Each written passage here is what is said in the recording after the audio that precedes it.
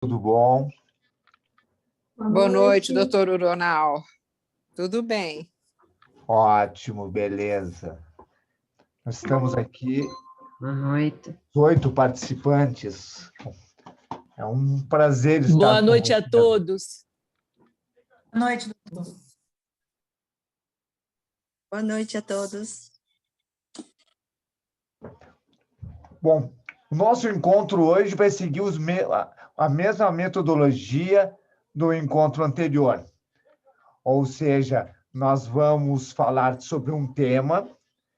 Em seguida, eu abro perguntas para resolver dúvidas sobre esse tema. E na terceira parte, é dúvida sobre qualquer tema. O tema de hoje é como avaliar física e clinicamente o seu cliente. Então, a gente parte do princípio que todos vocês vão, ou já têm, ou terão clientes que chegam até vocês em busca da conquista de uma saúde que nunca tiveram na vida. Alguns vêm buscando isso, mas outros vão vir por outras razões. Eu falei já para vocês nas aulas, nos encontros anteriores, que eu recebia clientes com dor na coluna, que vinham me procurar por dor na coluna, por ser ortopedista. E eu transformava a consulta de doença numa consulta de saúde. Não importa, o importante é que vocês vão trabalhar com o seu cliente no desenvolvimento da melhor saúde dele.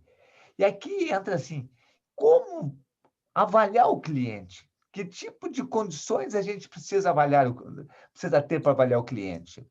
Então, primeiro nós temos que entender os indicadores de saúde e indicadores de doença. Claro, o nome diz que indicador de doença é aquele que mede doença, e indicador de saúde é aquele que mede saúde. Parece muito óbvio, mas não é assim que se encontra hoje na concepção. Então, por exemplo, vamos começar pelos indicadores de doença, que são os indicadores muito mais usados. O principal indicador de doença são os exames laboratoriais. Então, exame laboratorial não é indicador de saúde.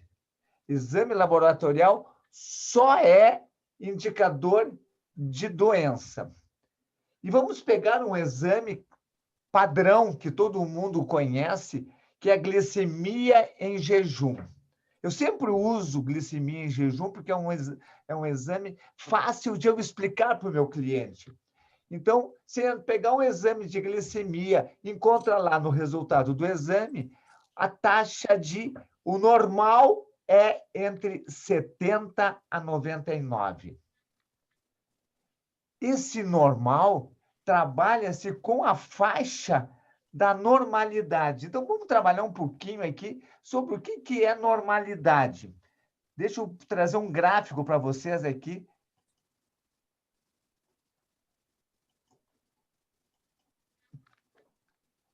Tá, vocês estão vendo a minha tela? Está vendo a minha tela, Bibiana? Tá. Sim, estamos. É a primeira vez que eu uso esse recurso no Zoom, então se eu me atrapalhar aqui, vocês me perdoam.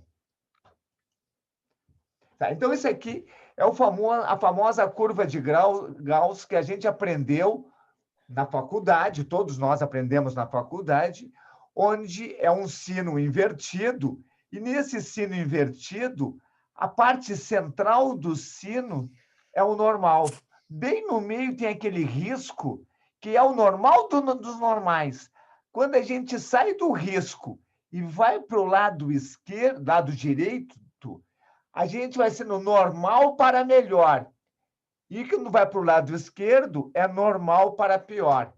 Existem 5% que são os anormais para melhores. Então, existe 5% que não são normais, porque eles estão muito melhores do que os normais. E do outro lado, existe 5% que não são normais, porque eles são muito piores que os normais. Essa curva, ela pode ser mais detalhada. Aqui essa está igual. Aqui. Ela pode ser mais detalhada quando a gente usa desvios padrões. Então, lá no desvio padrão zero, que está lá no U ali, para a direita é 34,1%, para a esquerda 34,1%, que dá 68,2%, que são os mais normais. Depois se faz 2 desvios padrão, vai ter mais 13,6% para a direita, que são os que estão um pouquinho melhores do que aquele 68%, e 13,6% que estão um pouquinho piores do que aquele 68%. Aqui dá um total de 95,4% das pessoas que participaram dessa pesquisa, desses dados. E depois tem mais 2,1% para a direita, que seria, então, após 2 desvio padrão, 2,1% para a direita, que são muito melhores do que os normais, e tem 2,1% para a esquerda, que são muito piores que os normais.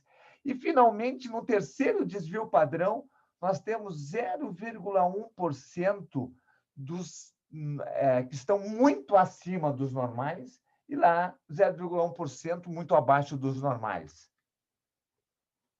Eu acho. Aqui só mudou um pouquinho o desenho para vocês verem. Tá.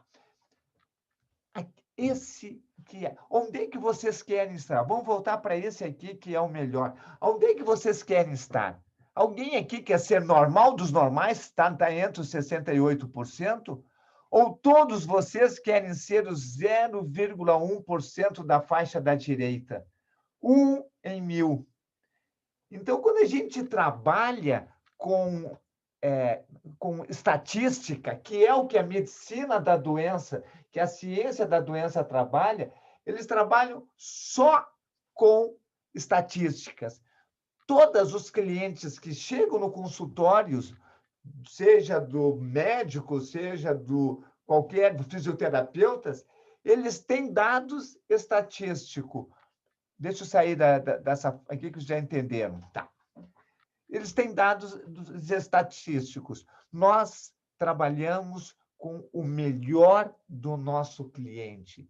É claro que o cliente muitas vezes vai chegar no nosso consultório lá no 0,1 da esquerda, 1 milésimo, muito ruim. E nós vamos trabalhar com ele, dando recursos para que ele chegue até o 1 milésimo da direita. Então, voltando ao exemplo da glicemia. A glicemia de 70 a 99. Vamos imaginar a seguinte cena. Determinado indivíduo nasce numa família muito saudável e recebe toda uma educação saudável, fazendo exercício, alimentando bem, e chega até os 20 anos saudável, muito saudável. Desde os 15 anos, todos os anos, ele faz glicemia. E dá sempre 70, 71, 70, 69, sempre nessa faixa de 70. Aos 20 anos, ele sai de casa e começa a se atirar na alimentação, sedentarismo, e a glicemia dele passa para 75. Passado mais 1, 2, 3 anos, a glicemia vai para 80. Mais 1, 2, 3 anos, vai para 90. E ele vai no médico, o médico diz assim, a sua glicemia está normal. Ele sabe que ele está fazendo tudo errado, mas ele sai dali com um aval do médico. Eu estou fazendo tudo errado, mas o pensamento mágico, o meu corpo é fora de série. Mesmo tudo errado, eu estou normal. E ele vai para 99. O médico ainda diz que está normal. E daí ele vai para 110, o médico, olha, saiu do normal. Isso aqui a gente chama de pré-diabetes. Não existe pré-diabetes, mas a medicina da doença chama de pré-diabetes.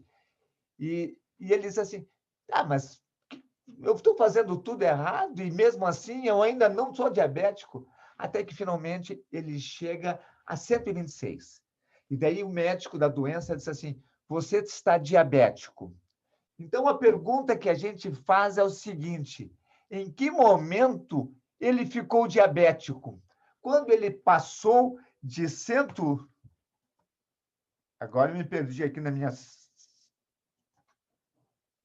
Tá. Quando ele passou de 70 para 72, ou quando ele passou, atingiu 126? Então, o indicador da glicemia é um indicador de doença. Quando ele passou de uma média de 70 para 75, ele já começou a manifestar no exame de sangue a perda de saúde. Daí ele chega aos 126 e vem consultar com vocês. E vocês aplicam o máximo de recursos possíveis para ele melhorar a saúde dele. E à medida que ele melhora a saúde dele, a glicemia dele passa de 126 para 95, é bem rápido isso, e depois, de forma mais lenta, vai baixando. Daqui 2, 3 anos, a glicemia dele voltou a atingir um valor de 71. Ou seja, durante esse período de 3 anos, a glicemia dele é um indicador de doença. E daí ele atingiu 71. Eu estou pegando o exemplo de um hipotético. E daí ele dobra a saúde dele. Quanto é que fica a glicemia? 71. Daí ele dobra de novo a saúde dele. 71. Porque a glicemia é um indicador de doença. Todos os exames de sangue são indicadores de doença. Tem algumas exceções. Por exemplo, tem exames de sangue que servem como indicador de doença e servem como indicador de saúde. O IGF-1, que é um exame que lembra e que nos dá indícios do hormônio de crescimento. Vai perdendo com a idade, à medida que perde capacidade física, vai perdendo, vai baixando os valores do IGF-1. É um indicador de doença. E daí ele começa a melhorar a saúde e aumenta o IGF-1 naturalmente. E esse indicador, esse aumento, é um sinal que ele está ganhando saúde. Vale também para a testosterona. Então, tem alguns poucos exames de sangue que ajudam, que estão também indicadores de saúde. E quando que é indicador de saúde? Quando aumenta a saúde, aumenta o indicador. Então, o indivíduo lá está com 210 de IGF-1, aumenta 20% da saúde, vai para 212. Aumenta mais 10%, vai para 214. Aumenta mais 10%, vai para 216. Ou seja, à medida que aumenta a saúde, aumenta o IGF-1, aumenta a testosterona, aumenta outros hormônios. Está claro o esquema de exames de sangue? Então, quando um participante entra no Procer, a primeira coisa que ele quer fazer, e no passado nós valorizávamos o exame de sangue, hoje nós não valorizamos mais. E o paciente quer saber assim, e o exame de sangue, vocês vão avaliar? Não, nós não avaliamos exames de sangue, porque exames de sangue servem para avaliar doença. Então, mas nós ensinamos o nosso cliente a avaliar o exame de sangue. Tem aquela planilha onde aparece os valores normais, os valores ideais. E a gente divide esses valores em 4 quartis. O quartil melhor, o segundo, o terceiro e o quartil pior. Então, quando ele coloca o valor dele e olha pelos quartis, ele consegue entender como é que está o processo e consegue comparar como é que está o exame de sangue dele, a glicemia dele, da glicemia ideal, que é o quartil superior, e como é que ele está evoluindo dentro desse processo. E aí sim, nós, como profissionais da super saúde, entramos para orientar ele, para ajudá-lo a analisar a interpretação dele. Ele interpreta e nós ajudamos ele a analisar. Então, falamos sobre exames de sangue. O segundo indicador de doença, muito comum, talvez o mais comum até que exame de sangue, é o acúmulo de gordura desnecessária. Nosso corpo, existe 2 tipos de gordura. A gordura essencial, que é aquela que o nosso corpo não abre mão sob hipótese alguma, se o indivíduo está na gordura essencial, digamos que seja 8% do peso do corpo dele, e ele faz um jejum de 15 dias, ele vai consumir a gordura essencial e vai terminar o jejum dele com 2% de gordura. A primeira alimentação que ele faz, o corpo já repõe a gordura essencial. A gordura essencial é para isso, é para ter energia de reserva no nosso corpo. O que nós recebemos dos nossos clientes são clientes com gordura desnecessária. Em torno de todos os participantes do Procer, desde o Procer presencial até agora, todos entram no programa com gordura desnecessária. A gente mede essa gordura de várias fórmulas, daqui a pouco eu falo sobre isso, mas essa gordura desnecessária, ela é dividida em 2 pontos, na gordura subcutânea, que é essa que se palpa, e na gordura visceral. E a gordura visceral, ela é na linha da cintura. Então, o que nós podemos dizer assim, toda vez que o cliente de vocês chegar no consultório de vocês e disser assim, aumentou meio centímetro na minha linha umbilical, é certo que esse cliente tem gordura visceral. Vocês que já estudaram o metabolismo glicídico sabem que a glicose é um veneno para o nosso corpo. A glicose é um veneno tão grande para o nosso corpo que quando a gente faz uma alimentação com carboidrato, o corpo para de usar o metabolismo lipídico, que é nobre, não deixa uma merrequinha de radicais livres e passa a usar esse veneno para tirar do sangue, mesmo que pague o preço de produzir muitos radicais livres, gerar um processo de agressão intracelular, principalmente mitocondrial, levando a um processo de envelhecimento. Mas é muito mais grave manter a glicose no sangue do que o processo de envelhecimento. Então, ele para tudo e consome como energia essa glicose. Essa glicose, as células têm um limite, e quando chega esse limite, ela bloqueia a entrada de glicose, e o corpo produz um monte de insulina para pegar o que tem de glicose sobrando no sangue e leva para o fígado. E o fígado para tudo que está fazendo para metabolizar essa glicose. E o que ele faz? Ele tira do sangue, transforma em gordura. Ele está preparado para armazenar essa gordura. O fígado armazena em torno de 5%, no máximo 10% da célula é reservada para gordura. Por que ele reserva ali?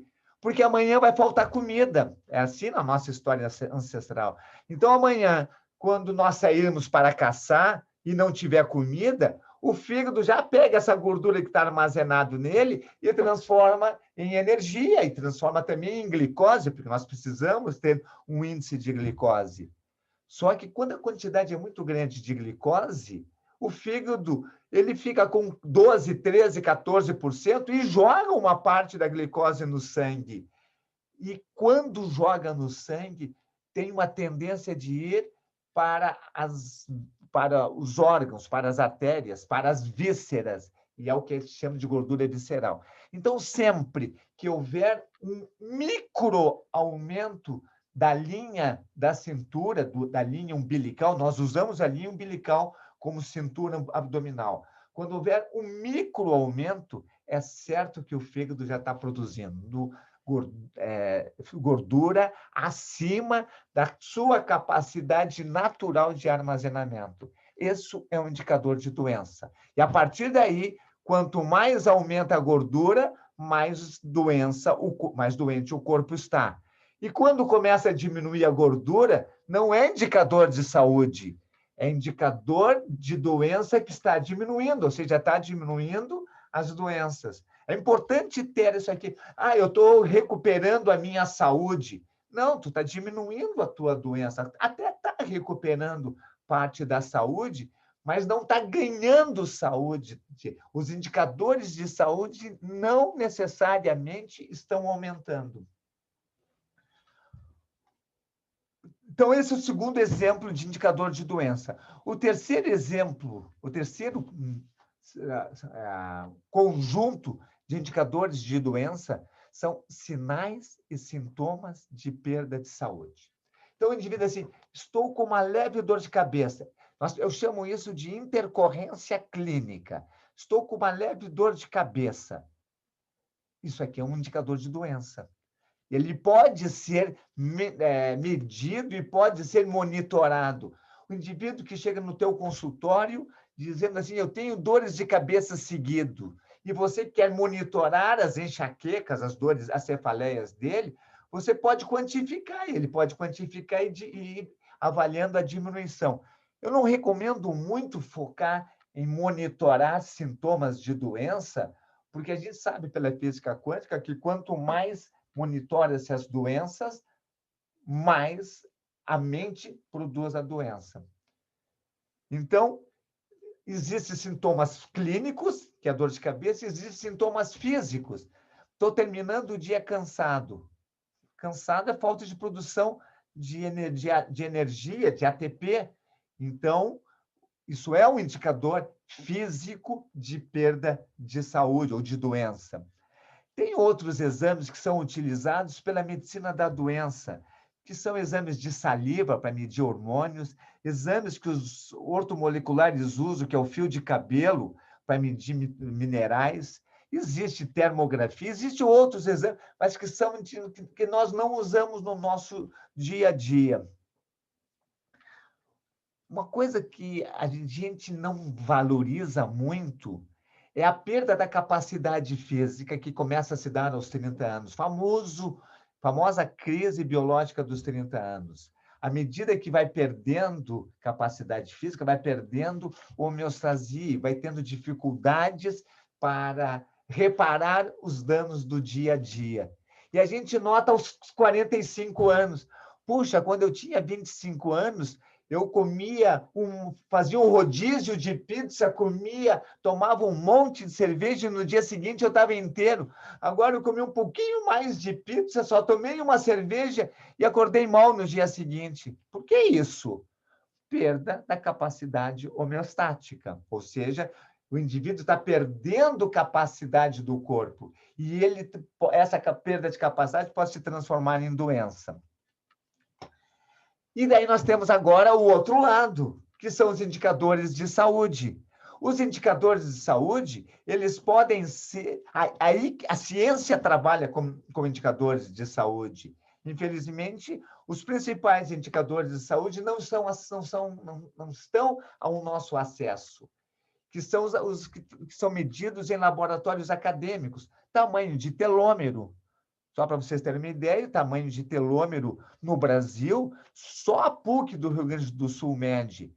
E nem é pelo preço do aparelho, é por só ter um pesquisador no Brasil que mede telômero, que é a professora Florência, que era da URGS e foi para a PUC do Rio Grande do Sul.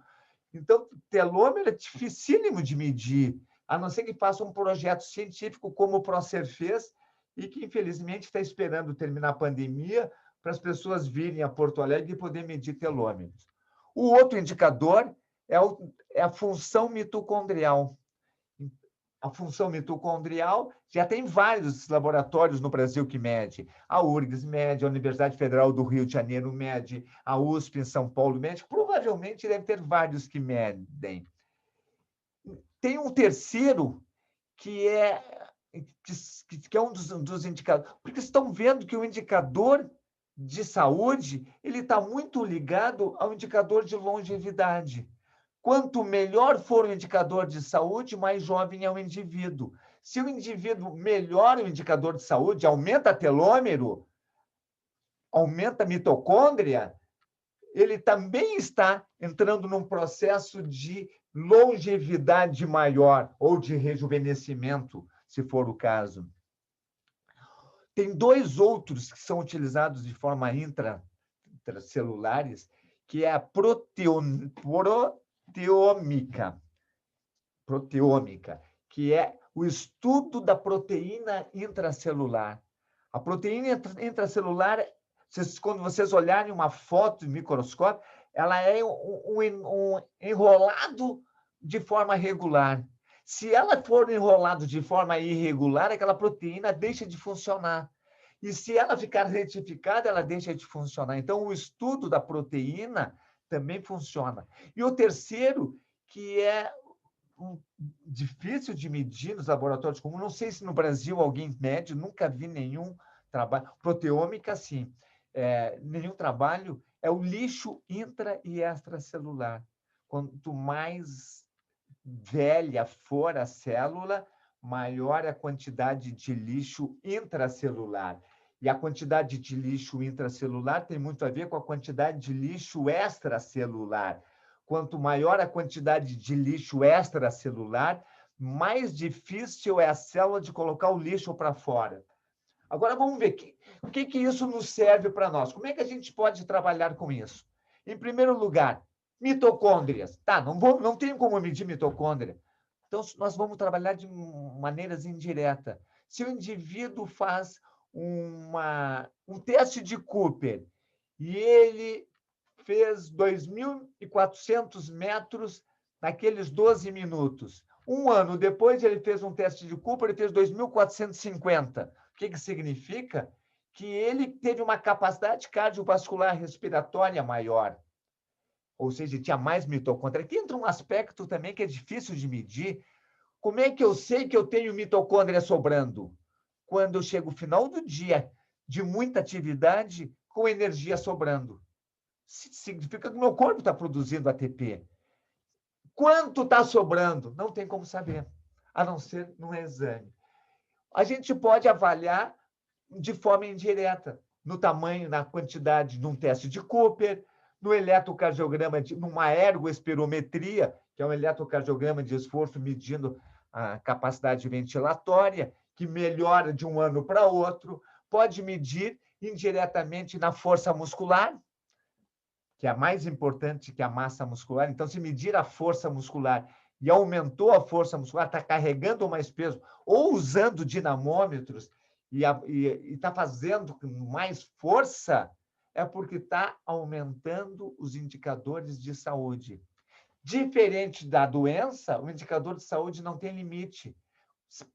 É infinita ou ilimitada a capacidade de aumentar a força muscular, de aumentar a capacidade cardiovascular. Mas como é limitada, se fosse limitado, ninguém ganharia, não estaria limitado os recordes mundial de corrida. São, na verdade, teoricamente, são ilimitados, porém, no mesmo indivíduo, quanto melhor for a sua saúde, menor será o ganho para cada esforço que ele fizer.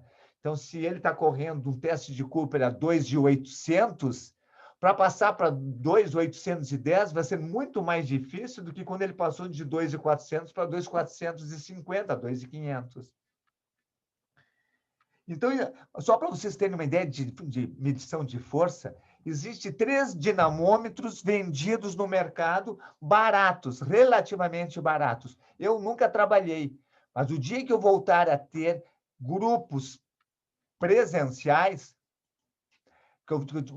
eu vou ter 3 dinamômetros. O dinamômetro de preensão manual, o dinamômetro que a gente pisa em cima e puxa, que eles chamam de dinamômetro dorsal, eu acho que trabalha mais a lombar, mas é comprado como dorsal, e o dinamômetro escapular, que a gente pega e abre aqui, que mede a força escapular. E o manual é barato, os outros é mil e poucos reais.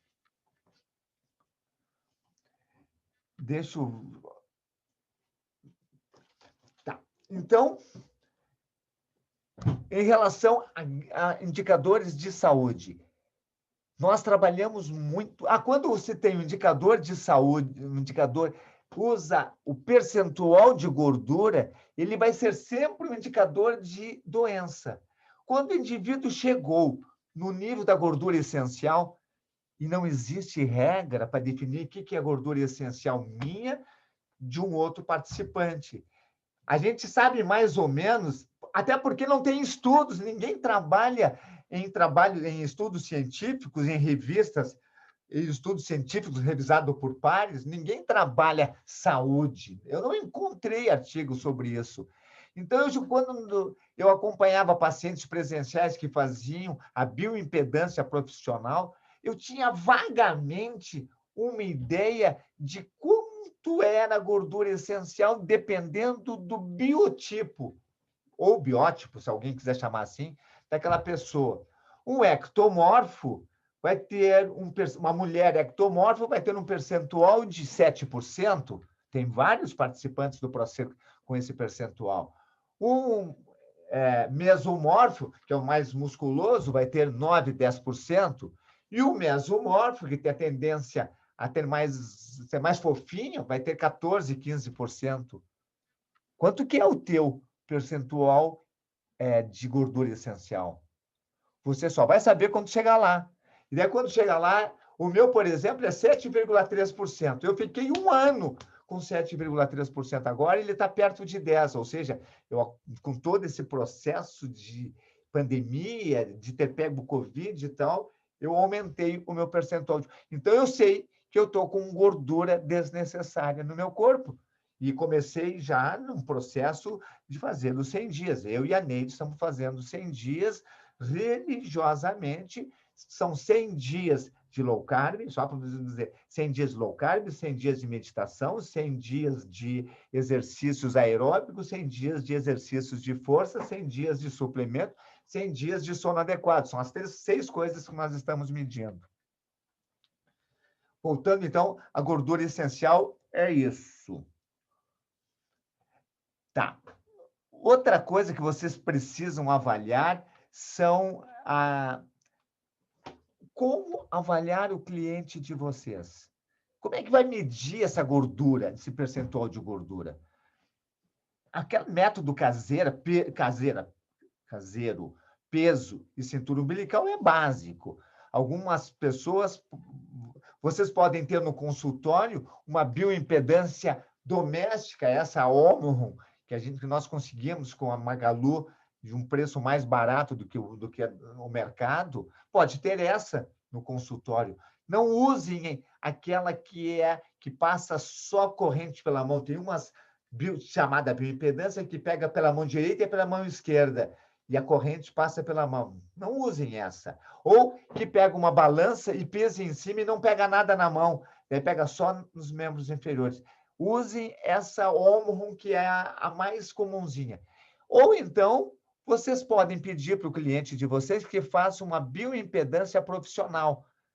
Normalmente usa o equipamento InBody. Ou então, pregas cutâneas. Tudo isso a gente vai falar com mais detalhes mais adiante.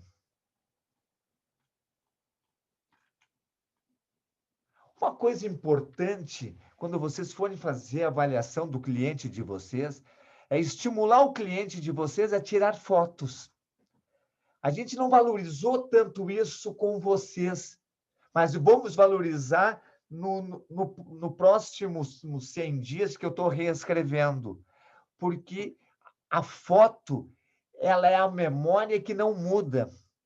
Todos vocês, à medida que aumentaram a saúde, que recuperaram a saúde perdida, essa é a forma correta de falar, vocês diminuíram gorduras, tanto do rosto quanto do corpo. E vocês dizem, eu emagreci tantos quilos. Mas se vocês tivessem medido com fotos, tanto o corpo, de frente, de costa e lateral, quanto o rosto, vocês veriam quanto vocês rejuvenesceram nesse processo de ganhos de saúde. Então, é importante pedir para o cliente que ele tire a foto para ele mesmo. E o que eu tenho visto é que as pessoas que tiram fotos de si, depois de um ano, querem mostrar. Então, é recomendável que tire foto com menos roupa possível, mas com roupa que pode mostrar. Se tirar foto de roupa íntima, já dá constrangimento de mostrar. Então, é importante isso. E para tirar foto do rosto, para tirar foto de si mesmo, dá para tirar na frente de um espelho grande. Mas foto do rosto, é preferível que alguém tire a foto de frente, de perfil, oblíquo, oblíquo. E guarde. Não é para usar, é para comparar depois de um tempo. Deixa eu ver se eu não pulei nada. Eu tinha anotado aqui uma série de coisas. Tá. 35 minutos. Não tá ruim. Eu pensei que ia demorar mais para dar essa aula. Perguntas sobre indicadores de saúde. Como vocês vão trabalhar indicadores de saúde? Então, o nosso combinado é, agora, vocês façam uma pergunta pelo chat e depois pode usar a mãozinha azul. Já temos aqui a da Alessandra. Como analisar a gordura intraabdominal e subcutânea? Perdi muita cintura nos primeiros 30 dias. Aliás, foi o que mais perdi. Aí varia de pessoa para pessoa. O que eu tenho observado é que quanto mais ectomorfo for o indivíduo, mais a sua gordura é visceral. Mais ela está nas artérias, no coração, no cérebro e na cintura. E quanto mais endomorfo, mais gordinho, mais ela está na periferia. Mas isso aqui é uma observação que não é científica, é um dado de observação. Então, mede a cintura umbilical. Diminuiu a cintura umbilical, está diminuindo gordura visceral prioritariamente. E a gordura periférica é medida através das pregas cutâneas. Se usar o bioimpedância profissional, o InBody, ela tem a relação cintura-quadril que dá a cintura, que dá o valor da cintura, da gordura visceral. Qual é a gordura que serve melhor para indicador de saúde? Não, gordura é sempre indicador de doença. A gordura visceral é a que mais mata, porque ela está nas artérias, é ela que dá o infarto do coração, é ela que dá as tromboses, é ela que dá os AVCs isquêmicos. Então, a gordura visceral, a da cintura umbilical, é a que mais mata. A Bibiana colocou aqui para comprar a balança de bioimpedância. Muita gente está aproveitando e parece que esse valor ele varia. Não entendo por que varia, mas tem gente que paga menos e tem gente que acaba pagando mais. Então, antes de comprar diretamente, dá uma olhada quanto é que está no mercado. Entra lá, balança de bioimpedância Omron. Normalmente, a Magazine Luiza, há mais de um ano, ela é mais barata. Vê o preço que ela tem. Entre nesse link que a Bibiana colocou aqui e vê se o preço está menor. Se tiver menor, óbvio, aproveite o preço. Então, até agora parece que está menor. Outras dúvidas sobre indicadores de saúde, indicadores de doença? Nenhuma dúvida. Eu não posso ser tão eficiente assim de ter falado 30 e tantos minutos e não ter deixado nenhuma dúvida. A Silvia quer perguntar, Silvia? Então, abre teu microfone e pergunta. Está fechado teu microfone. Ainda está fechado o microfone, Silvia. Não estamos te ouvindo. Bem embaixo à esquerda, onde está escrito mute ali. Deu. Agora deu, né? Deu. Eu estava perdida aqui no... Tudo bem. Assim, ó, tô lembrando das aulas, outras antigas lá, né? Então, você estava falando aqui da gordura periférica, que a gente usava na faculdade o plicômetro e media, né, nos braços, na coxa, aqui na lombar, no abdômen e tal, né? Para a gente que não, de forma caseira, eu estava aqui pensando se a gente podia estipular aí uma medida, vamos supor, o meio do braço, e fazer uma circunferência com a fita métrica. Até que ponto é válido? Não, isso é uma medida muito mais completa se tu pegar o peso, a cintura umbilical, o meio do braço, a linha do mamilo, os quadris, o meio da coxa e a panturrilha. Aí tu usa todas essas circunferências, coloca numa planilha, só que isso não dá para fazer todos os dias, mas isso é muito mais eficiente porque você está conseguindo avaliar as gorduras segmentares. Você vai encontrar clientes que aumentam gorduras nos braços e outros clientes que aumentam gordura nas pernas e outro cliente que aumenta gordura nos quadris. Então, é muito mais eficiente do que só usar a linha da cintura. Tem razão. Agora, o plicômetro, para medir as pregas cutâneas, tem uma tecnologia muito que tem que aprender. Ela tem um processo de aprendizado. E tem um processo de aprendizado que é não só aprender a medir, como ter várias medições para que vire um hábito. A pressão que faz com o dedo varia de estar num dia mais tranquilo, estar num dia mais tenso. Então, tem que aprender a pegar, a medir certo. Então, normalmente, quando vocês aprendem isso na faculdade, vocês aprenderam de tomar 3 medidas para cada ponto. Sim. Então, pega um, depois pega outro e faz a média dos 3. Então, é isso. Claro, se alguém aprendeu isso, pode usar. E se alguém for mandar fazer fora, porque tem cursos para isso. Se alguém não é nutricionista ou educador físico, pode fazer cursos para aprender a medir com pregas cutâneas e fazer no seu cliente. Não, e eu coloquei isso para incentivar, então, que está válido para nós aqui do ProSer e até para os nossos clientes, pegar a fita métrica. Uma forma de simplificar e ter um... Porque isso funciona bem.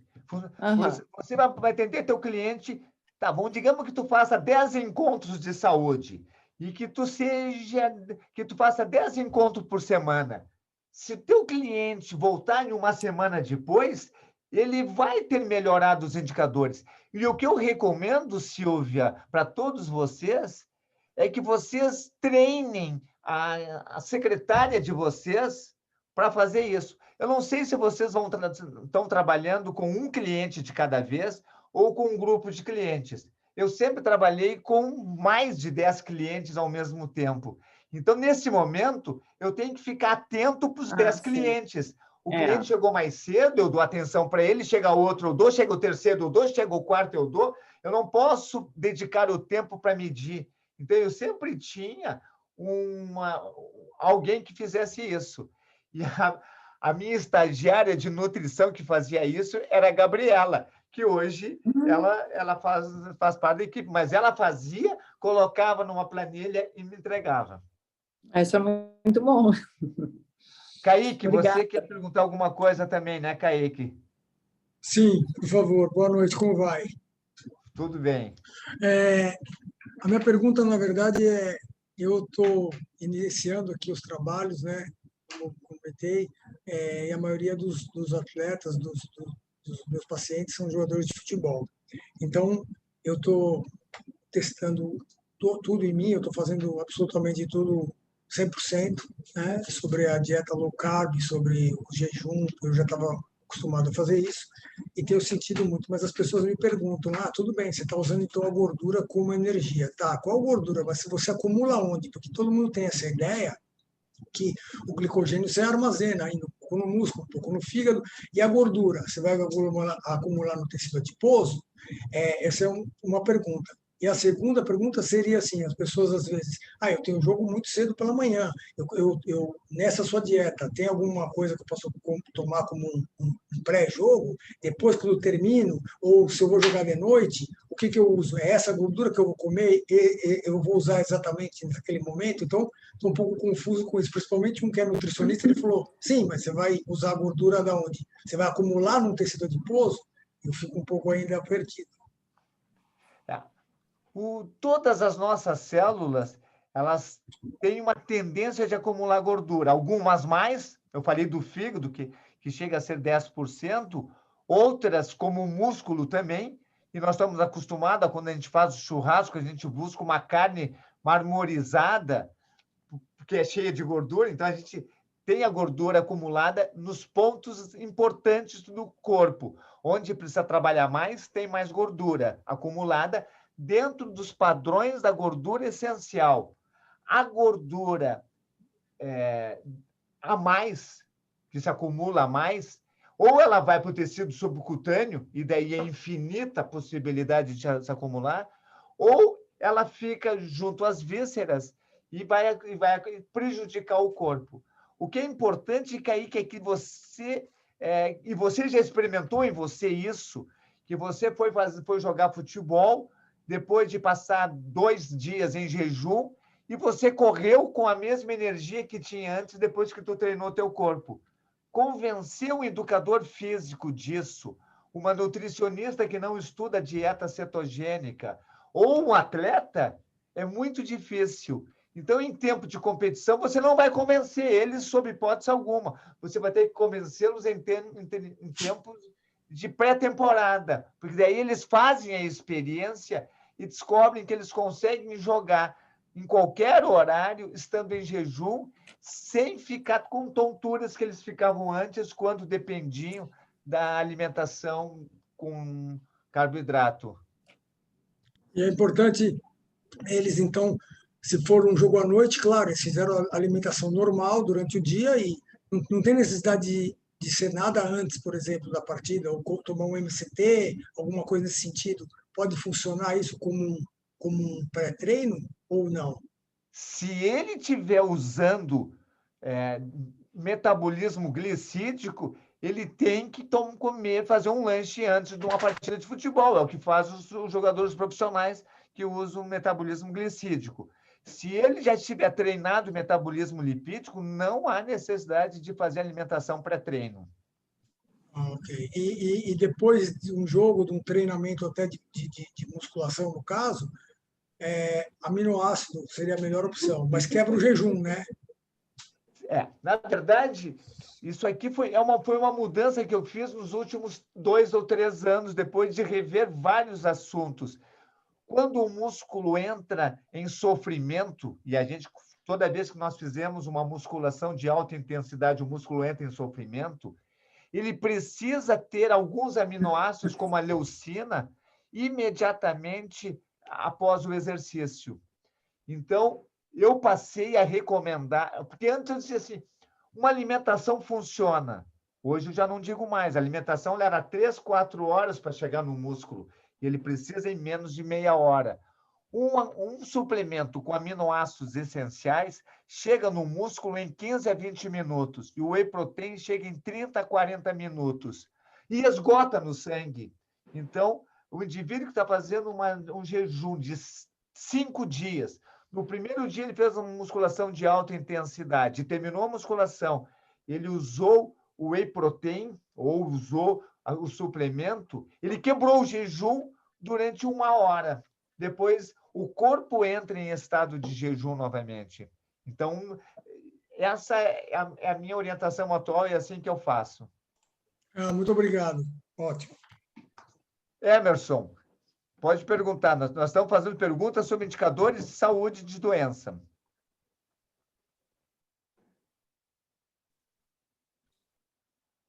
Emerson?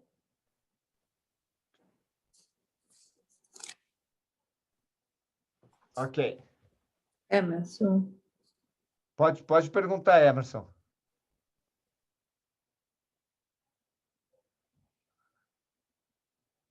Então, a Roberta pergunta e depois eu volto para o Emerson. Roberta, pode perguntar. Oi, doutor, tá me ouvindo? Estou te ouvindo. Tudo bem? Tudo bem. E você? Tudo bem.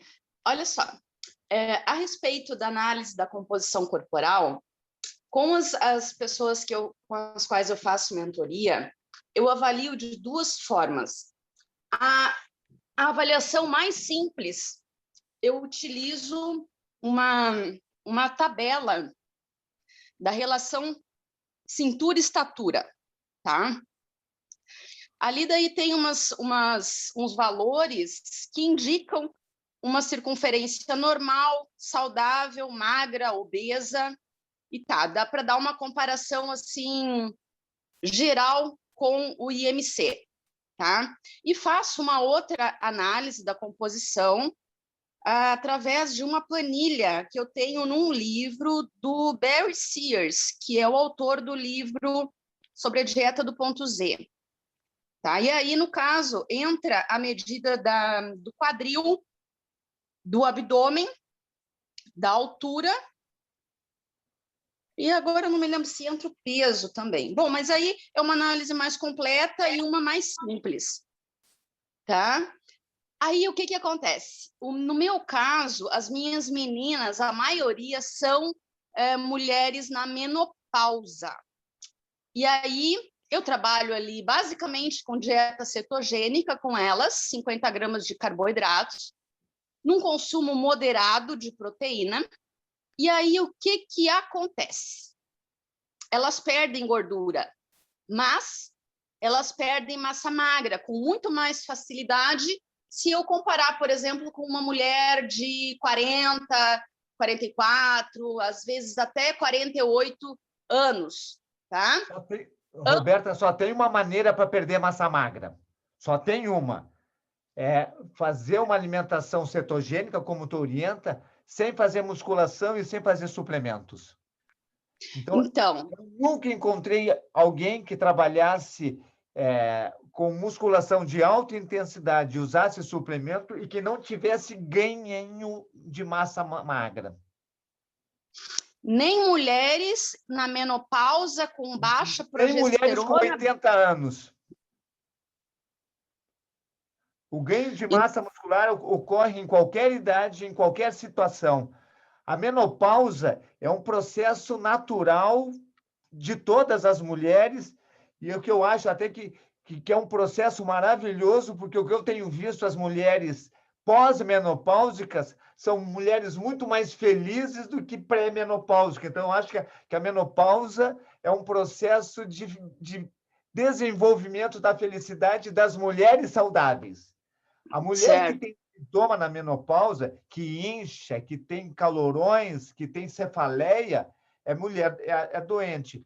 Então, Roberta, quando você trabalhar com seus clientes, tem que estimular muito para que eles utilizem os recursos que aumentem a saúde. É muito claro de que diminuir gordura não aumenta a saúde. Por que eu digo que não aumenta a saúde? Porque não aumenta telômero. Uma coisa que eu não falei para vocês e que é importante reforçar. Nós não podemos trabalhar com telômeros e mitocôndrias, está fora do nosso alcance. Mas nós podemos estudar. Então, existe, se você botar ali assim, mulheres na menopausa e telômero, tu vai encontrar 100 artigos científicos que falam sobre telômeros e menopausa. E daí você vai começar a entender como que podemos atuar para melhorar telômeros em qualquer situação da vida. E só existe 5 maneiras para melhorar telômeros.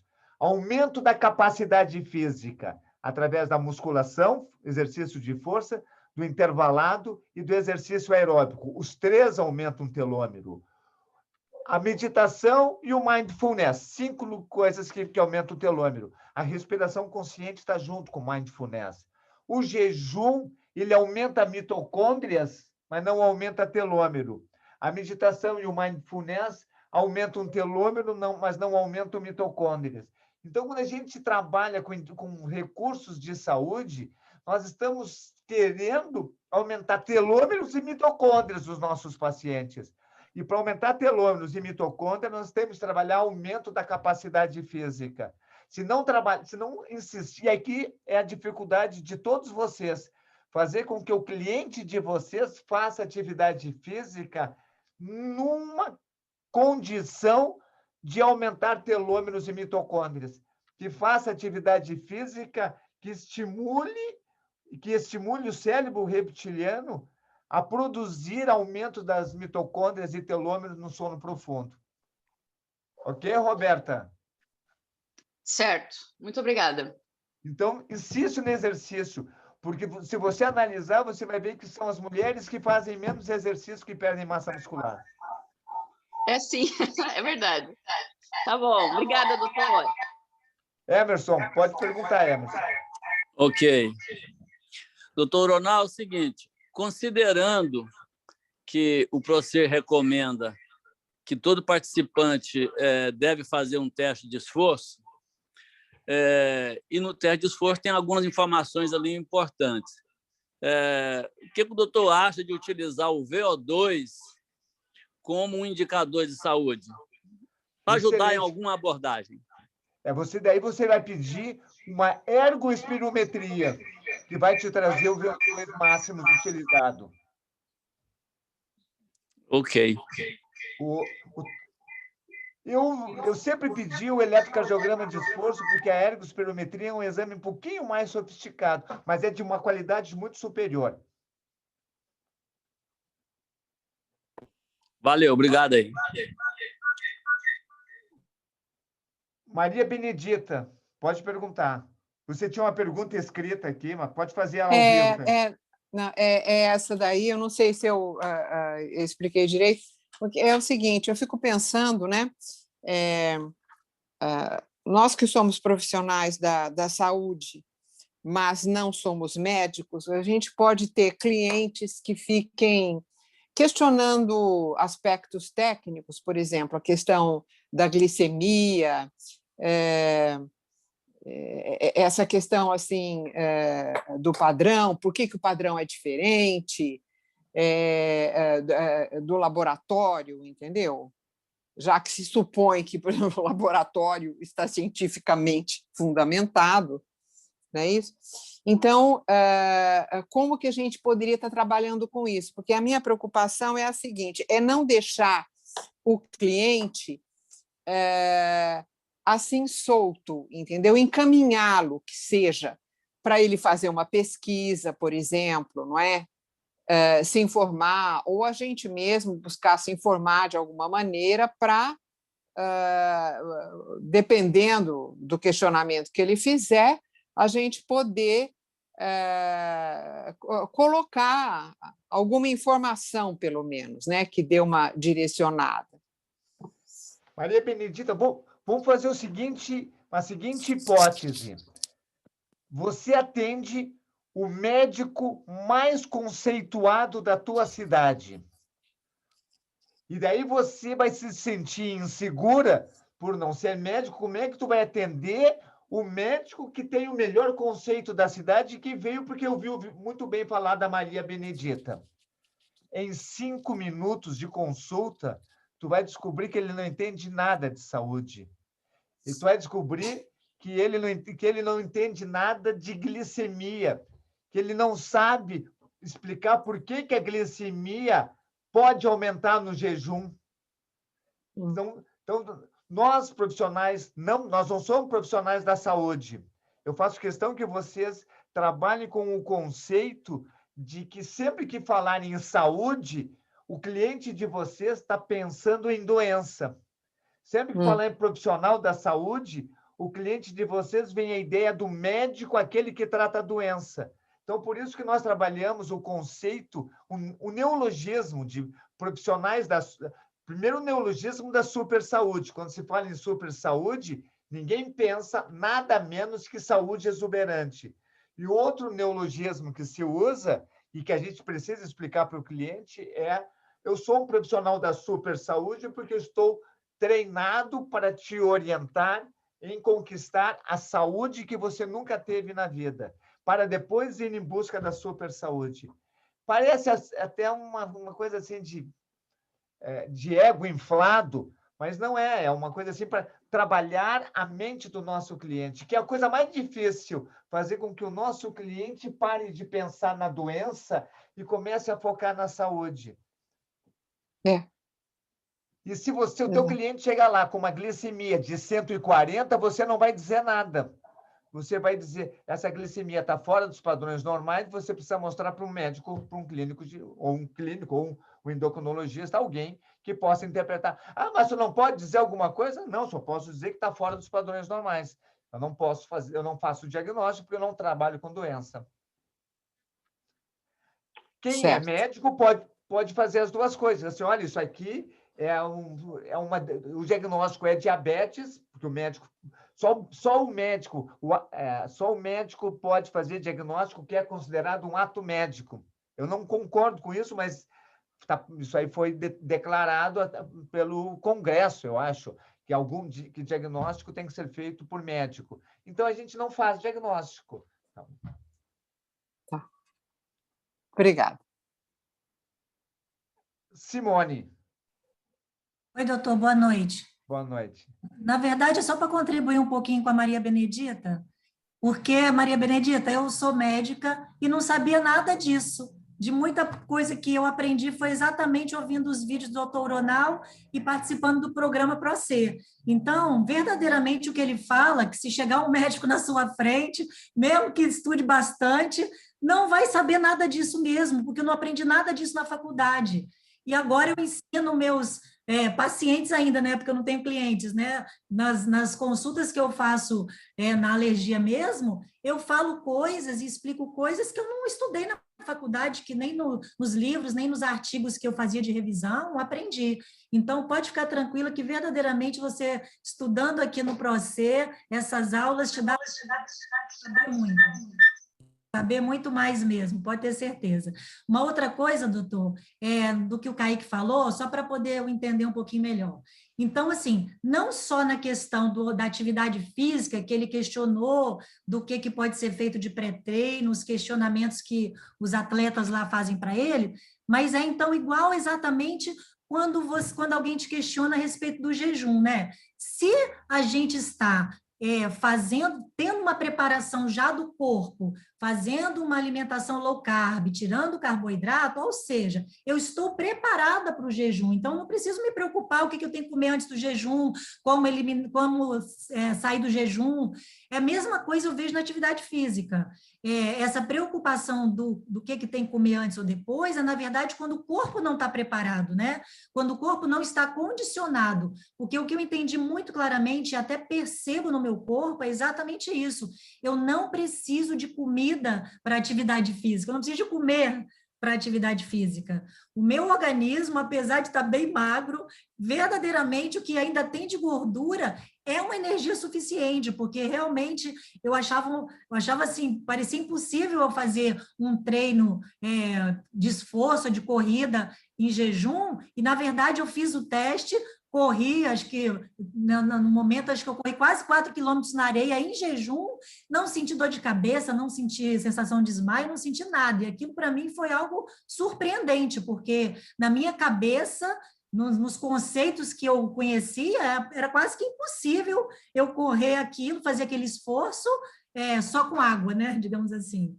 Era só isso que eu Tem queria. gente que corre maratona em jejum e consegue diminuir o tempo, não só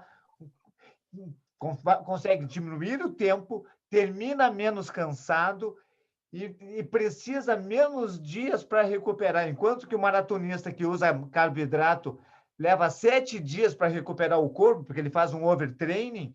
Quem corre em jejum e está treinado no metabolismo lipídico recupera em 2 a 3 dias.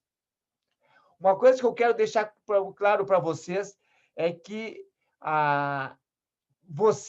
um grande número de pessoas que não são médicos, eles se sentem inseguros para dar uma consulta de saúde. O que eu quero garantir para vocês é que essa insegurança é comum, é aceitável, plenamente aceitável, mas ela desaparece em 5 minutos. Quando vocês começarem uma consulta de saúde, vocês vão se dar conta que vocês dominam o tema muito mais do que o cliente que está na frente de vocês, mesmo sendo médico. E isso dá uma segurança. Eu nunca vi ninguém que dissesse assim, eu fiquei toda a consulta insegura. Não tem como, é impossível. Em 5, 10 minutos, recuperou, desenvolveu a confiança. E daí a consulta fica maravilhosa. Lúcia Regina, pode perguntar. Boa noite, tudo Boa bem? noite. Só complementando mesmo o que a Simone falou, eu já falei para vocês que eu sou educadora física, não é? No meu conceito, alguns anos atrás, também era inconcebível fazer um treino, atividade física de barriga vazia, vamos dizer assim. Só que depois que eu comecei a estudar sobre saúde funcional, eu comecei a ver todos os benefícios que tem. Eu sou uma pessoa que já tem uns 4, 5 anos que eu treino em jejum. Uma das primeiras ações que eu tenho do meu dia eu abro os meus olhos, tomo água, faço a minha meditação com o raiar do dia e já vou para a minha atividade física. O máximo que eu tomo é mais um copo de água, ou às vezes um shotzinho de limão com água, e vou para o parque, vou fazer o meu treino. E aí eu faço a minha parte aeróbica, faço a minha parte de força, também não tenho náusea, não tenho dores de cabeça, não tenho tontura, não tenho nada. Então, eu sempre mostro isso para os meus alunos, e eu trabalho muito com fotografia, doutor Uronal. Eu sempre peço no início do processo foto para eles, aí eu já tenho um padrão de foto que eu peço. Geralmente eu trabalho com mulheres. Peço para elas tirarem foto de biquíni, ou então de top e um short, e elas tiram também as medidas da cintura, e as fotos elas tiram de frente e de perfil. E aí, no final do processo, elas me mandam fotos também, então, que daí eu mostro para elas o antes e o depois. Que não necessariamente, quando elas emagrecem, não é? Eu mostro que peso que elas estão perdendo ali. E através das fotos a gente consegue visualizar, porque a prova, a foto é uma prova muito forte para elas, não é? É muito maior que a própria lembrança do peso que tinha antes. Elas se esquecem que elas pesaram, que tinham aquele volume no corpo, né? Inclusive a questão de medida também. Às vezes a medida ela não altera tanto, mas tem alteração ali na foto e na balança. E o ano passado, no final do ano, eu fiz um desafio de emagrecimento, e uma das minhas alunas, ela vestiu uma roupa que fazia mais de 10 anos que ela não vestia. Então, olha só como que isso resgata a autoestima das pessoas e a disposição, porque não é só o biomarcador físico, tem o biomarcador emocional, mental, espiritual também, que isso aí também já dá uma revigorada na saúde e na energia vital das pessoas. Isso mesmo, parabéns, Lúcia, isso mesmo. Obrigada. Uma coisa E eu estou também muito feliz que é muito aí. gratificante é diminuir o número da calça que usa, o manequim. Passar de 42 para 40, para 38. Então, voltar a usar o manequim que usava com 18 anos é uma coisa que é um grande estímulo, principalmente para a mulher.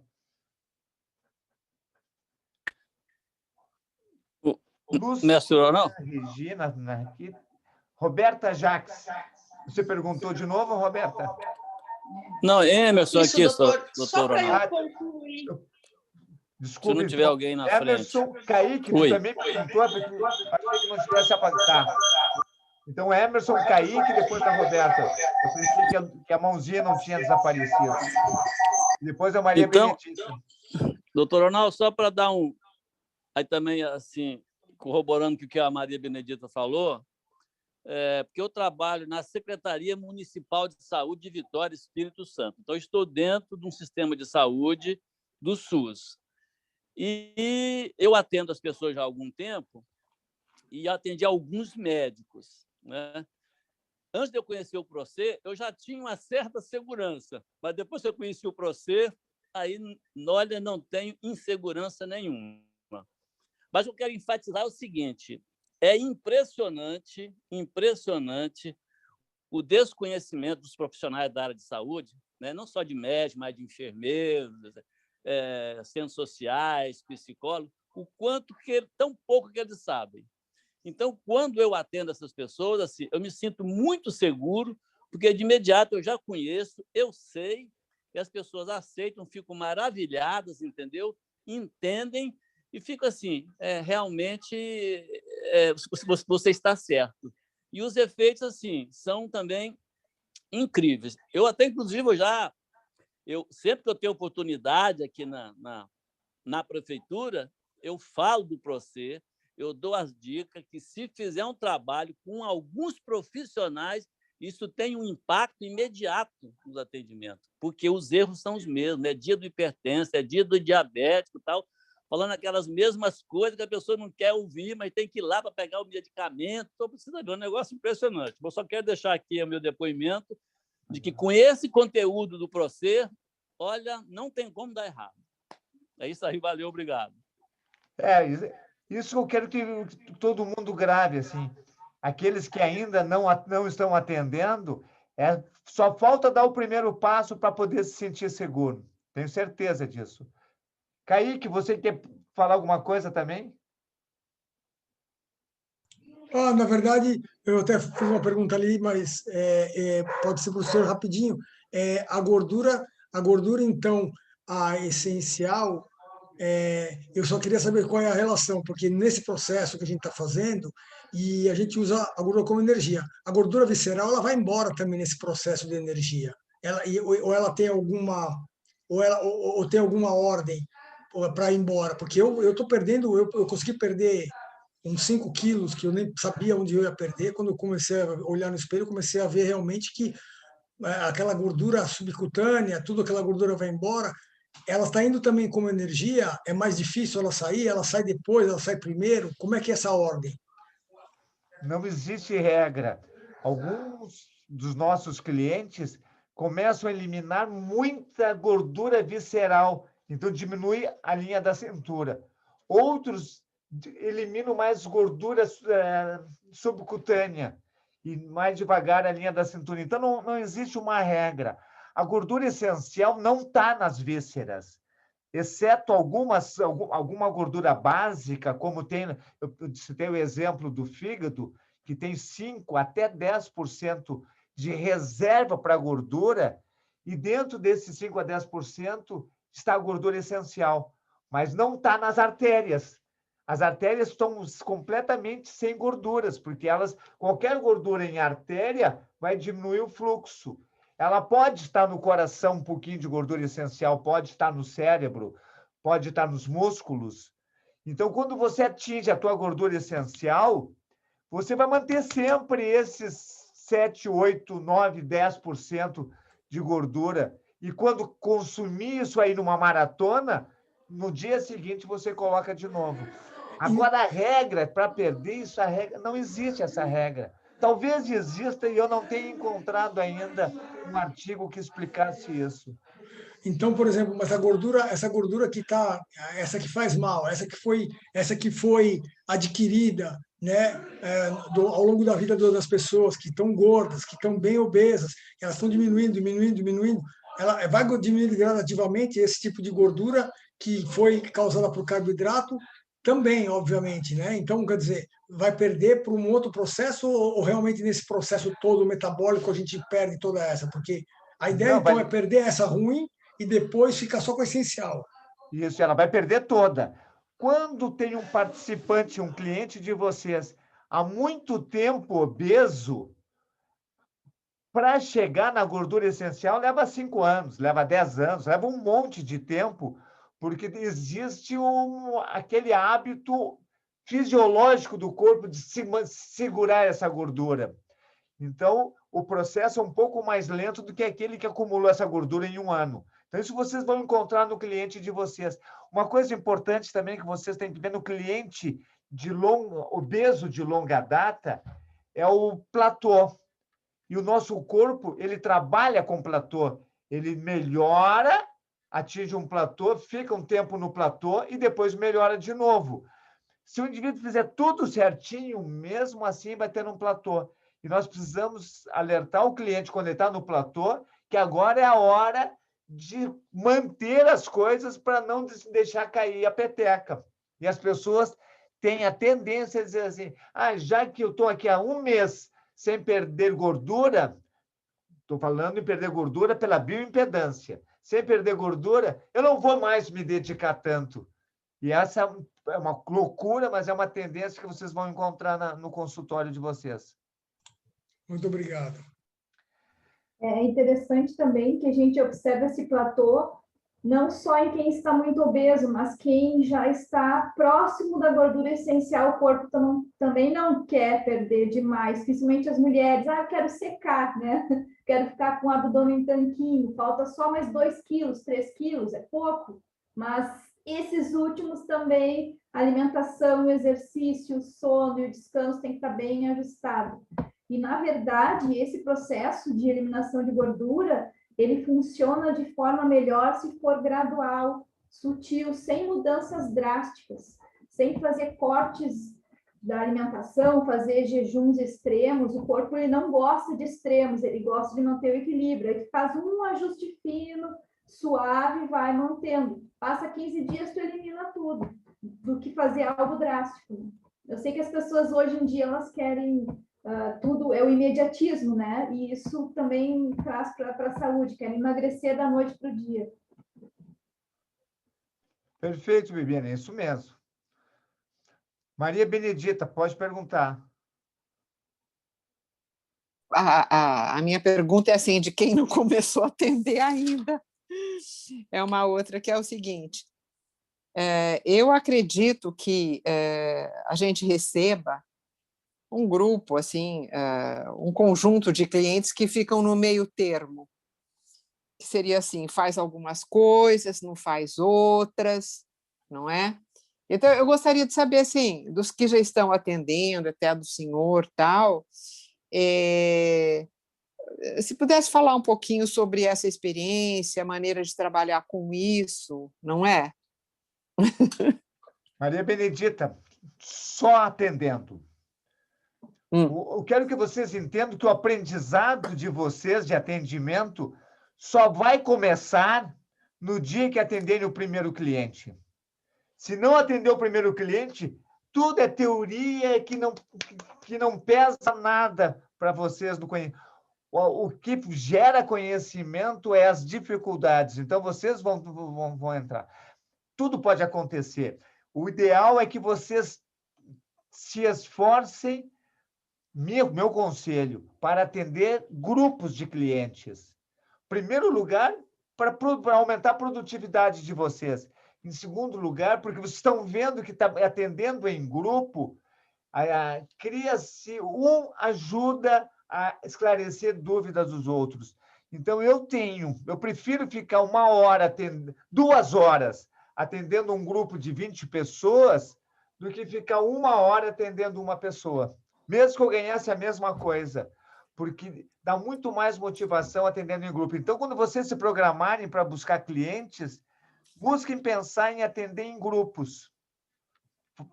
Tentem fazer isso. E, Maria Benedita, comece segunda-feira. Abre uma agenda num consultório, aluga um consultório numa clínica perto da tua casa, comece a divulgar.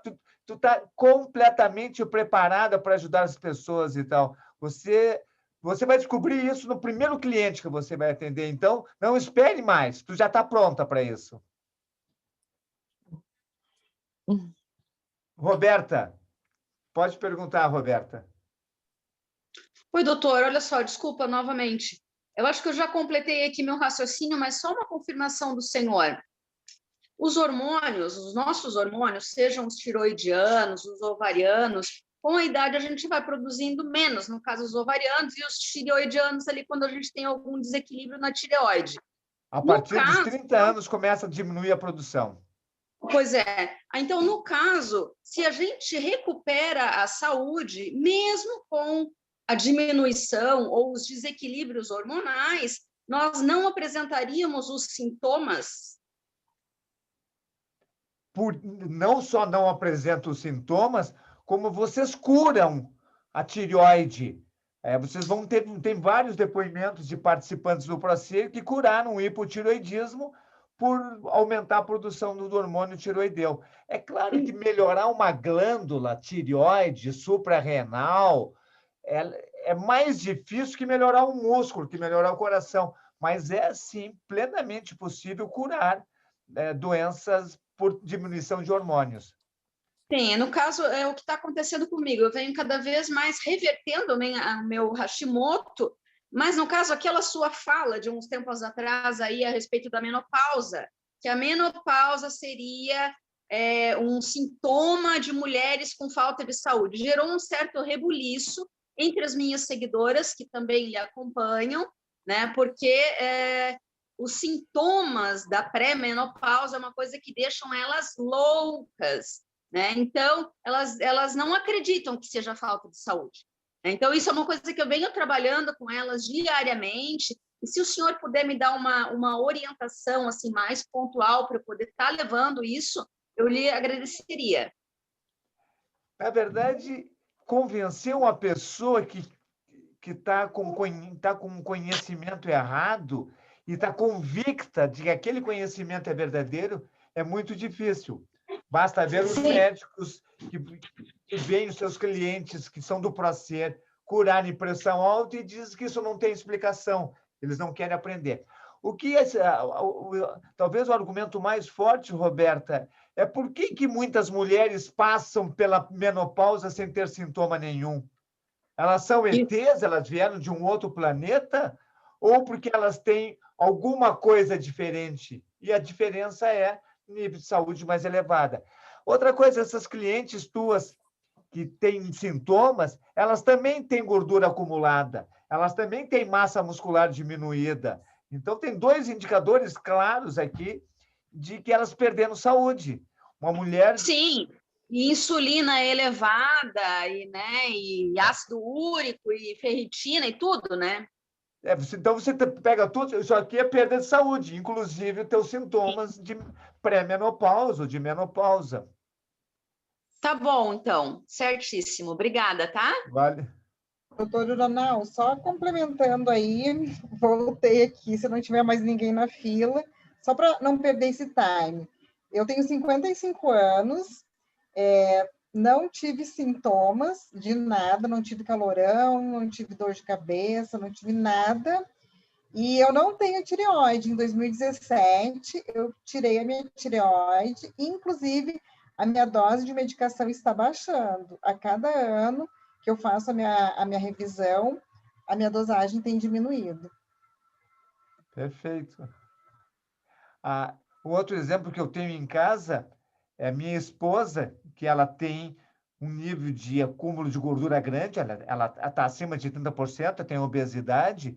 Mesmo assim, ela passou pela menopausa sem ter sintomas, ou seja, mesmo tendo uma perda clara de saúde, ela tinha outros pontos positivos que compensaram. Então, mesmo pessoas com perda de saúde podem passar pela menopausa sem ter sintomas. Rogério, pode perguntar, Rogério.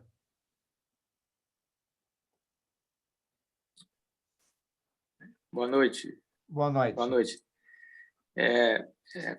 Eu queria falar para a Roberta que nessa questão da menopausa, eu me lembro de um estudo que foi feito, se não me engano, foi na Universidade de São Paulo, e passou uma reportagem até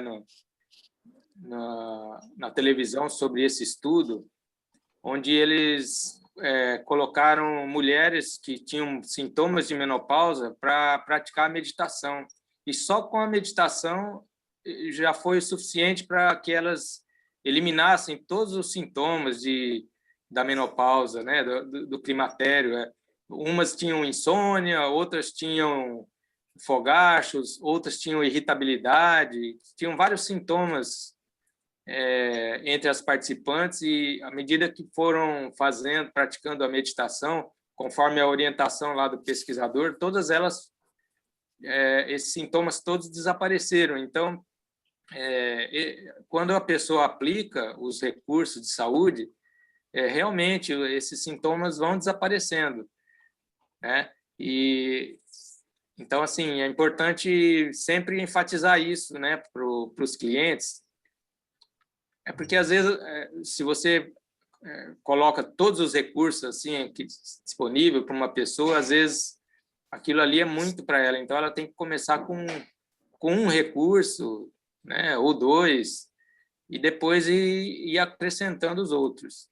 Mas, com certeza, se ela praticar os recursos que são ensinados aqui no Procer, assim, eu tenho certeza que elas conseguem eliminar esses sintomas aí. Então, era isso que eu queria falar aqui para a Roberta. Quando ela falou, né, desse assunto, eu me lembrei desse estudo aí que foi feito na Universidade de São Paulo. Aproveitando o que você falou, Rogério, obrigado pelo seu depoimento. A gente tem muitas evidências que aparecem por aí. Há pouco mesmo, hoje de tarde, eu estava lendo artigos do Mark Hyman, não sei como é que pronuncia, que ele tem um livro chamado Ultrametabolismo, e ele fala muito sobre alimentação e coloca que a alimentação é o recurso que resolve tudo. Então, eu fico pensando assim, nós, como profissionais da super saúde, o indivíduo acorda de manhã, faz sua higiene matinal, faz sua meditação matinal. Tá? Ele fez um recurso. E o resto do dia, o que ele vai fazer?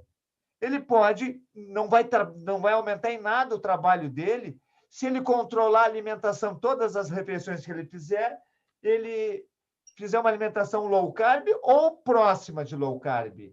Ele consegue se programar para deitar mais cedo. Então, só aqui ele já fez 3 recursos simples de fazer.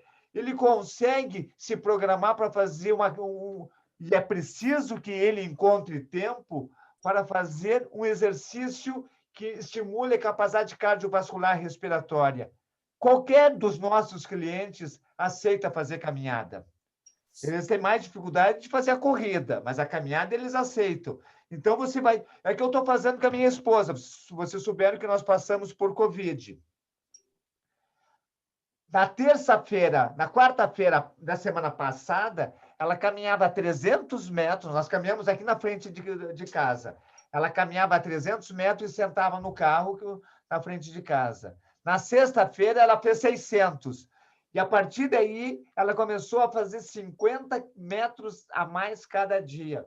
Ontem ela fez 900, hoje ela fez 950. Então, ela cada vez aumenta mais o trajeto, chega na frente do carro, senta, recupera 2, 3 minutos e vai de novo. Então, ela faz 3 caminhadas dessa. Qualquer cliente nosso precisa fazer isso. Então, quando vocês estarem trabalhando com o cliente, eu sei, Rogério, que é difícil a gente ficar convencendo o cliente a fazer muita coisa, porque para ele parece um absurdo. Mas se a gente começar a dizer assim, olha, a meditação tu vai fazer 10 minutos até começar a aprender. A alimentação vai comer de qualquer maneira, tu não vai gastar 1 segundo a mais de tempo de comer low carb. Deitar mais cedo é questão só de programação. Fazer um exercício, talvez eles tenham dificuldade de ir à academia. Daí você tem que ensinar eles a encontrarem exercícios que possam fazer no próprio corpo. Então, é importante que eles se motivem a fazer o máximo de recursos. É aqui que entra o nosso trabalho de profissionais da super saúde. Então, nós chegamos para o cliente e assim, olha, é importante você aumentar a sua força, porque isso vai aumentar telômero, vai aumentar... Ah, não tenho tempo para ir para a academia. Perfeito, vamos encontrar outra alternativa. Daí sim começa a adaptar todos os nossos recursos às dificuldades dele. Porque nós não podemos assustá-lo e dizer, não, se não for para a academia não vai ganhar nada. Não, vai ganhar sim. Então, não vai para a academia agora, vai mês que vem, ou vai daqui 2 meses. E o que eu tenho observado que desde que nós começamos a usar no Procer, que nós chamamos de rota confortável, encontrar uma rota que seja confortável para o cliente, ele começa a rota confortável, vê benefícios e faz um pouquinho além. Daqui uns 2, 3 meses, ele está fazendo um monte de coisa que no início ele se achava impossível de fazer. Okay? É importante o cliente se conscientizar de que esses recursos ele pode ir incorporando na rotina, no dia a dia dele, né? Então, por exemplo, eu tinha muita dificuldade em fazer o mindfulness, né? Então, atenção plena, eu não, na minha agenda, na minha rotina, eu tinha muita dificuldade de incorporar isso. Aí eu comecei a pensar de que forma eu posso incorporar isso aí, né? E aí eu comecei a fazer isso quando eu estou indo para o trabalho. Eu levo 15 minutos para chegar. Vou dirigindo para o meu trabalho. Eu falei, olha, eu vou fazer a atenção plena aqui enquanto eu estou dirigindo. Então, antes, o que eu fazia? Eu saía de casa, ia dirigindo, às vezes eu colocava no celular lá um videozinho lá do YouTube e ficava ouvindo, né? Achando que estava sendo mais produtivo, que eu estava aprendendo alguma coisa e tal, e eu percebi que aquilo, na verdade, estava me distraindo, entendeu? E aí eu parei de fazer isso e comecei a fazer a atenção plena enquanto eu vou dirigindo. Então, todo dia, pelo menos 15 minutos de atenção plena, eu pratico todo dia, né? Na verdade, são meia hora, porque é 15 minutos para ir, 15 minutos para voltar. Então, eu fui incorporando isso, né? Esse hábito eu fui criando e já estou acostumando a fazer isso. Então, é isso que nós temos que levar para o cliente, para ele observar a rotina dele e ver como que ele pode ir incorporando esses recursos. A nossa função é ajudá-lo a encontrar uma solução como você encontrou para você. Solange, obrigado. Pode perguntar, Solange. Boa noite. Boa noite. Boa noite a todos. Primeiro, uma colocação referente à menopausa, né? Só para dizer que eu entrei na menopausa já faz algum tempinho, vou fazer 63, entrei, quer dizer, a dosagem hormonal caiu completamente quando eu tinha 54 anos. Como eu já tinha retirado o útero anteriormente, mas não os ovários, o médico ginecologista ficou controlando fazendo a contagem hormonal. Aí, quando eu 54 anos, caiu todos os hormônios. Eu tive 2 meses de calores, e nesses 2 meses, o médico me receitou remédio. Aliás, ele me receitou só por 2 meses, porque ele não achava necessário tomar remédio, porque ele achava que o normal seria não sentir nada. Eu achei ótimo, porque eu tomei 2 meses, ele retirou, e realmente eu não tive mais nada. Ele nunca me prescreveu nada, porque era contra também, ainda bem, né? E eu não tive nenhuma alteração em nada. E até hoje eu não tenho nada, né? Perfeito. Sempre estou assim. Claro que eu fiz algumas alterações alimentares nessa época, retirei um pouco de carboidrato, fiz algumas alterações realmente, né? Que ajudaram muito. Aí, com a entrada no Procer, eu fiz muitas mudanças. E aí, o que aconteceu mais recente, eu já estava no Procer, apareceram as moscas volantes. O que eu fiz? Fui, na meio da pandemia, o hospital só tinha para lá de 2 meses, essas coisas todas, né? Porque estava bem no auge agora. O que eu fiz? Como eu já entrei no Procer em setembro, já não estava totalmente na faixa verde, o que eu fiz? Vou voltar totalmente na faixa verde, novamente, e vou intensificar a meditação e a mente atenta. E foi isso que eu fiz. Tinha aparecido em 3 dias toda aquela teia de aranha. Rapidamente, eu acho que em uma semana, ficou só um pontinho. Eu falei, mas será que foi de tudo isso? Fui na casa de um filho meu, que tinha feito um pastel frito no óleo. Vou comer o pastel para tirar a dúvida. Eu tenho que, né? Comi o pastel lá, tal, um pastel só grandão. Comi um pedacinho de bolo pequeno, normal. Incrível. No dia seguinte, aumentou as moscas volantes. Voltei de novo ao normal, e já sei que eu não posso mais fazer isso, né?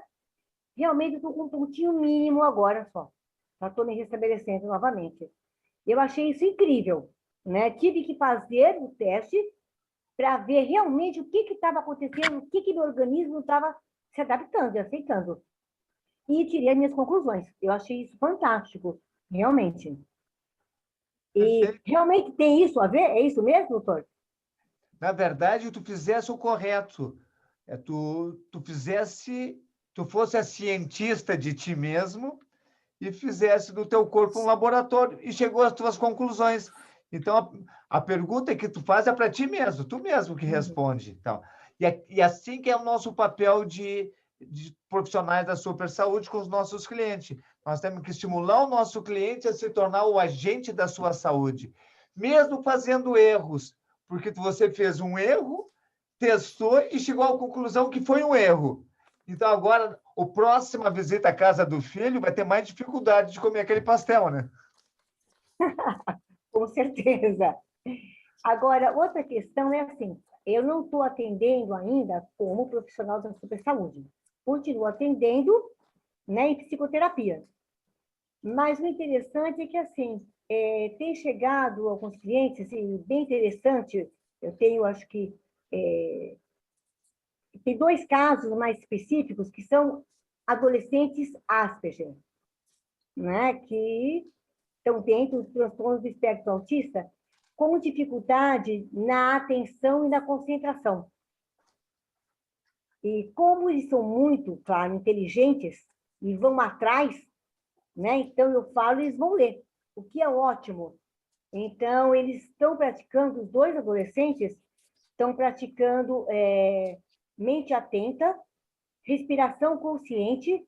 Um deles já está fazendo meditação e está prestando atenção no próprio corpo, porque ele já fez uma fratura de pé por correr demais. Ele gosta de fazer corrida, corre um tempo além, né? Então ele passou 1 hora correndo e não percebia o próprio corpo. Agora, depois que está mobilizado, ele já está conseguindo prestar atenção no corpo dele. Mesmo não atendendo com foco exclusivo, né, da saúde, de profissional da super saúde, esse recurso tem me ajudado muito, não só com esses 2 casos de adolescentes, como também de um outro caso de depressão também. Então, eu estou usando já alguns conceitos, algumas técnicas que estão surgindo essa oportunidade. E eu estou achando não, já tenho certeza que já dá para iniciar com o atendimento, né, com o profissional da super saúde. E se você experimentar com esses teus clientes de agora, o aumento da capacidade física, ou seja, da força, da capacidade cardiovascular, aliado a uma dieta low carb, você vai ver que os resultados psicoemocionais dele vão ser muito mais rápidos. Tá? Tem vários trabalhos que mostram que as doenças psicoemocionais são mais metabólicas do que mentais. Perfeito. Fazer isso. Okay. Muito obrigada. Não tem mais ninguém inscrito? Alguém quer fazer alguma pergunta? Nós temos algum tempo ainda. Sendo assim, essa aula de hoje vai ficar gravada e essa aula não vai ser repetida. Então, todas as terças-feiras, nós vamos trazer um tema que a gente aborda com alguma profundidade, discute coletivamente e vai acrescentando nas aulas de vocês. Independente disso, vocês vão recebendo, aos poucos, novas aulas gravadas que ficam também disponíveis para vocês. Eu espero que assim a gente consiga... Não é terças-feiras, doutor Ironal, é quinzenalmente. Senão o pessoal vai achar terças-feiras quinzenais. Isso, só complementando. Eu disse errado, então, desculpe. A próxima parece que é dia 1º de junho. Então, é uma terça sim, uma terça não. E sempre eu vou tentar não. Nós vamos se esforçar para trazer um tema novo em cada aula dessa. Então, as aulas os encontros terão 3 partes, um tema, perguntas sobre o tema e perguntas abertas sobre qualquer tema. Doutor Ronaldo? Sim. É possível fazer ainda uma pergunta rápida? Sim. Você citou 5 fatores que aumentam os telômeros e as mitocôndrias. É isso mesmo? São 5? 5 recursos?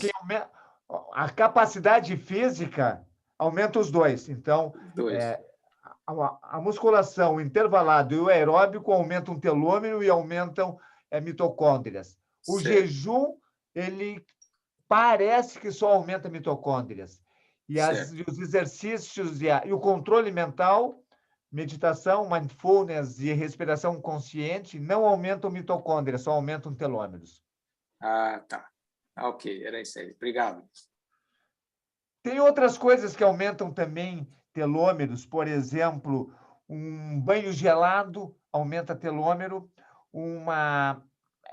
banho de água quente, uma jacuzzi, aquela hidromassagem, também aumenta telômero, porque aumenta melhora as proteínas intracelulares que ajudam a aumentar telômero também.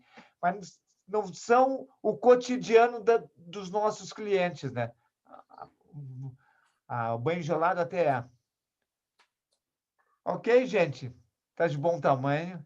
Espero que aqueles que estejam atendam cada vez mais e tragam suas dúvidas dos seus clientes para nós discutirmos aqui. E aqueles que ainda não estão atendendo, que comecem a atender segunda-feira. Segunda-feira não, eu estou pensando que fosse ser. Amanhã, quarta-feira, já começo a encontrar uma maneira de atender clientes, porque aí sim vocês vão verdadeiramente aprender os conceitos de saúde. Quando a gente tem clientes, o índice de aprendizado é enorme, é muito rápido. Então, um grande abraço, uma boa noite e uma super saúde para todos vocês. Tchau, tchau. Tá. Boa noite.